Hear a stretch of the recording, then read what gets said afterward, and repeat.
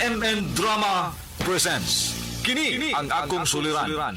Sa bugtong tuyo nga kami makaalagad kaninyo, among gituyo pagmugna kining maong tulumanon nga pagatambagan nila ni Dr. ni Elaine Bathan nga mutabang sa pag-iway sa mga gumunhap ug kalibo nga inyong gihambin ilabi na sa punto legal. Dinisab si Dr. Rene Obra ang kaabag sa inyong suliran. Ang akong suliran. Kini ang akong suliran.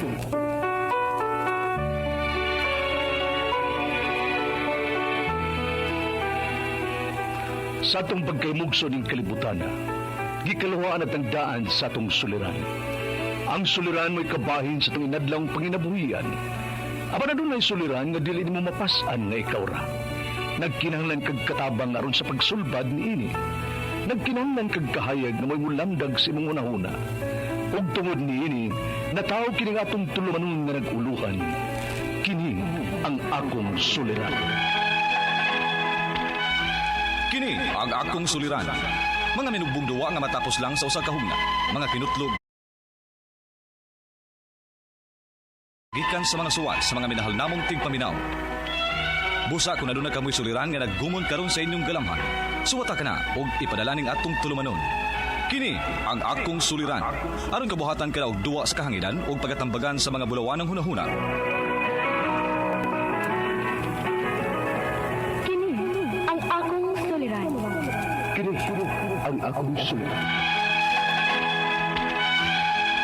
Sinumat ni Teresa Tirul Soria, ubos sa direksyon ni Ingrid Miss Iver Tudaso. Dalit kaninyo sa RMN Drama. Recorded by X Thunder Gaming.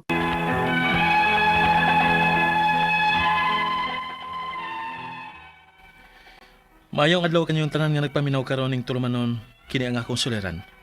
Ilabi na kaninyo Dr. Rene Obra ug Atty. Elaine Bathan. Ingon man sa mga artista nga maghatag og kinabuhi nining akong suwat suliran. Ako si Bob, 27 anyos. Taga Kinasang-an, Pardo, Cebu City.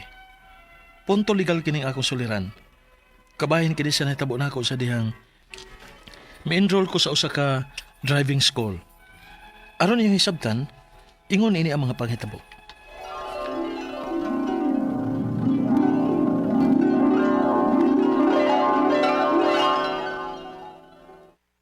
Ma, mula ka kog sayo ugma. Oh, asa man ka, Bob? Magpa-enroll ako sa driving school, ma. Sige dong.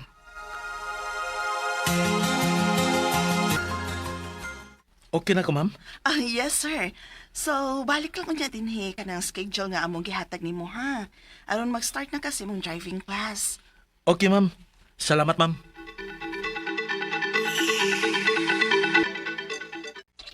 So, timan ito akong pangtudlo nung sir, ha? Okay, sir. So, karon i-apply na ito mo, inig-drive din mo sa highway.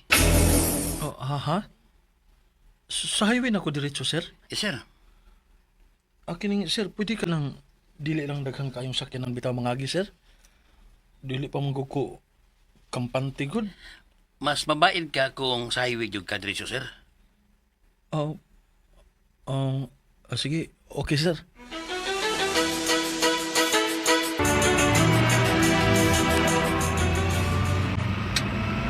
Oh, Inor gamay, sir, kay medyo kusog mong dagan na. Oh, okay, sir. Okay. Uy, markiner kayo, sir. Sige, tumbi ang accelerator, sir. Okay. Oh, nairo! Oh!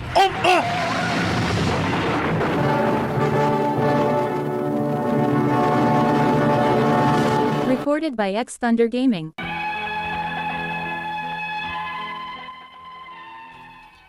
Tungod sa akong karatol, imbis nga brake unta ang angay na akong tamakan, ang accelerator naman hinuon. Hinungdan nga nagkabangga hinuon ni og laing sakyanan. Og na hospital ko, apil ang driver sa sakyanan nga ako nabanggaan. Og unya, Nak, kumusta ka naman? medyo sakit ang akong uma. Ang instructor, kumusta? Wa raman maunsa. Sa iyo pa na ko eh. Nak, dako kay tag mabayaran ani dinhi sa ospital. Kay kinahanglan nga mo under ko pa kag MRI para ma-check ng imong kung wa ba nay problema. Dili ba ka obligasyon sa kumpanya ning nahitabo na ako man, no? Adoon ako. Ako ning ipangutana.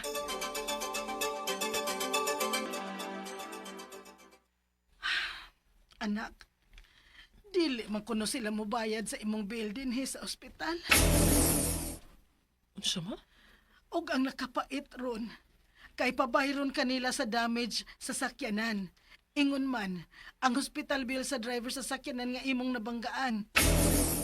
Unsa? Asa man tang kwarta para ibayad, anak ma? Niya na nauna oy bab. Ang imong paggawas una dinhi sa ospital mo ay atong unahon.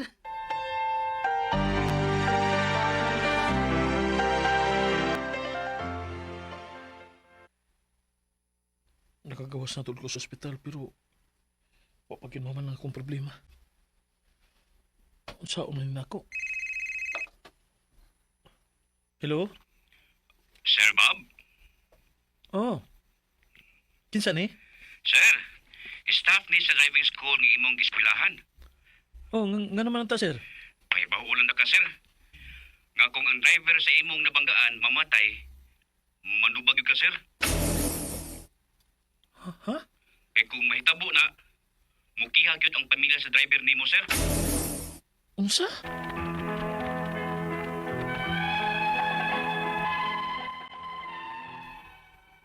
Tungod lang gid sa usa ka dakong sayop, nag-abot-abot ang ako mga problema. Daghan ko no kaayo ko og tulubagon. Pero ako may bawo, kung ako ba gyud mo'y obligado nining tanan.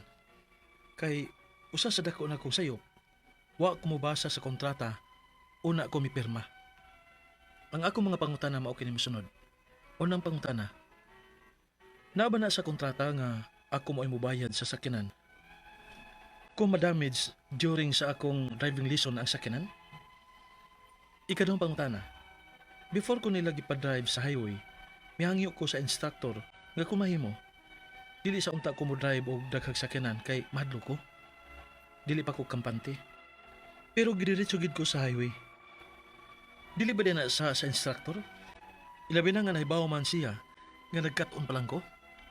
Ikatulo pangutana, gipangayuan ko sa kumpanya o para bayad sa hospital bills sa driver sa akong nabanggaan. Ako ba din ang obligasyon? Ikaupat o katapusan, kung simba ko o mamatay ang driver, pwede di kong ikiha sa pamilya sa biktima? Dili ba ito sila angay nga mo reklamo sa kumpanya o sa instructor? Palihog tabangi og tambagi ko.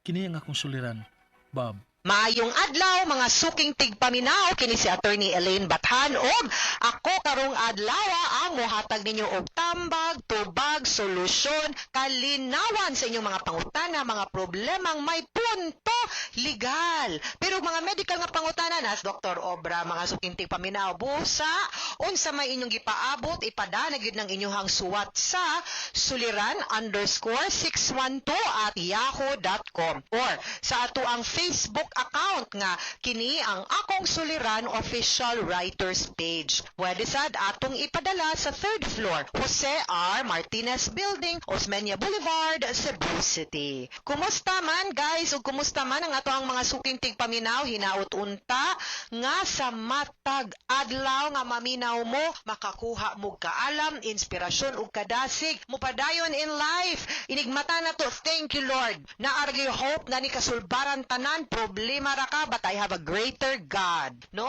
Unya ako ang mga problema pwede rin ako unya unsa ha mo smile sa ko ha tagad sa gyud. Unya na magpagwapa sa ako bi kay para inig atubang nako sa akong problema gwapa ang mo atubang dili kay katawan sa atong problema kay nagkagidlay ta nagkalusyang ta no ayaw gyud mo ana kabaw mo. Bahalag nagsakit na ka ako gyud mo gyud ni ako bahalag perting huuta sa akong dughan guys. Bahalag unsa nang gyud ang kanang mura na akong gikumot mura na akong naglagot naglungot-lungot sa kay gwapa ko. Bitaw, kanang di ko alkansi man kay ta. Inigtan-aw pa nato nya murang kaluy-an kas mga tao di ko gustuan ang ingon ana. Dapat makita sa tao nga strong ka. May silang gani mo no murag wa kay problema. Wala mo kabaw, no? May lang gyud kumoda, di kita magpada. Kay kung ingon ana pa lang sa sugod pa lang agoy pildi ng show. Dili ta ana ayaw ay mugpadaog sa inyong problema. Timan like I said, we have a greater God. No, ang ato ang pagsayo panti man na mawala na matiway na ang magyunay kasulbaran ng ato ang problema. No, pangitaan natong solusyon, be with the right people, no, nga makatabang nato, di nga mo pull down nato, dili nga samda na, samutan pa na. Ayaw ana, be with the people who will lift you up, people who will encourage you, pray with you, and believe in you. Surround yourself with positive people. Ayaw ana, damo na, ikaw manggod. Mo manggod, ay di man na atong gikinahanglan. Makita dili, mauntag lami, ani, muna na ni ato ang buhaton, ana ba? Diba? So, letter sender na to karong adlaw si Bob. By the way, guys, please like and follow Elaine Tantengco Bathan on Facebook o sa The Law and Me by Attorney Elaine Bathan. Facebook gihapon, guys. Okay? Si Bob, 27 years old, from Agoy, Kinasangan, Pardo, Cebu City. Kabahin kini sa pag-enroll niya sa Agoy Driving School. Kaya diba, requirement mana, no? So, naratol man ni siya, kaya nagtuon lagi kay itong naiero. Agoy, imbes brake ang nayatakan na ang gasolinador, ang accelerator. So, nabangga hinuon sila o niya na ospital siya.